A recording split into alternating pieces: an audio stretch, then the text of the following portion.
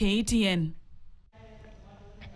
Rais William Ruto hii leo amepokea ripoti ya jopo la uteuzi wa mwenyekiti na makamishna wa tume huru ya uchaguzi na mipaka nchini IEBC. Rais alipokea majina mawili ambapo atamchagua mmoja kwa nafasi ya mwenyekiti na majina mengine 9 ili kumchagua ama kuwachagua watu wengine 6 kuwa makamishna wa tume hiyo na kisha kuwasilisha majina hayo kwa bunge la taifa ili kupigwa msasa wa ufaafu wao.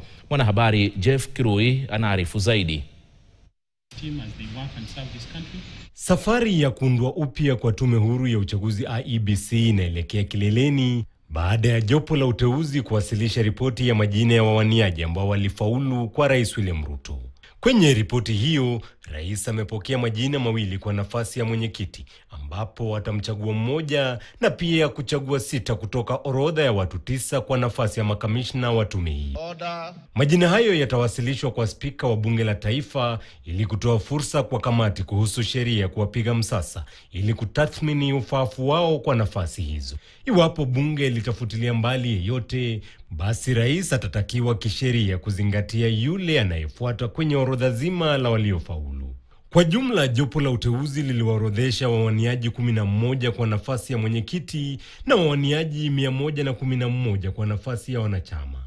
Hata hivyo, waliohojiwa ni 106 baada ya wengine kujiondoa.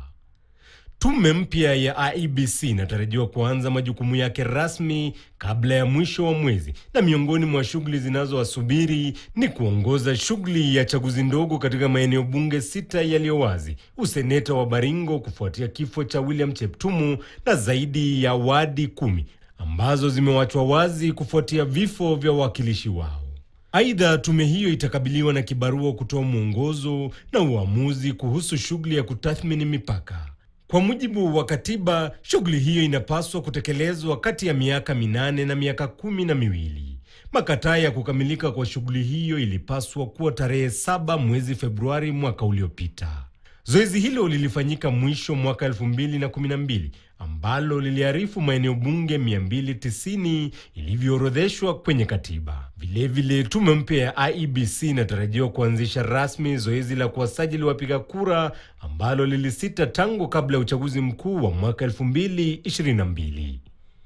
Jeff Kirui, KTN. Kwingineko, jaji mkuu Martha Koome hatimaye ameteua jopo la majaji watatu ambao ni Charles Kariuki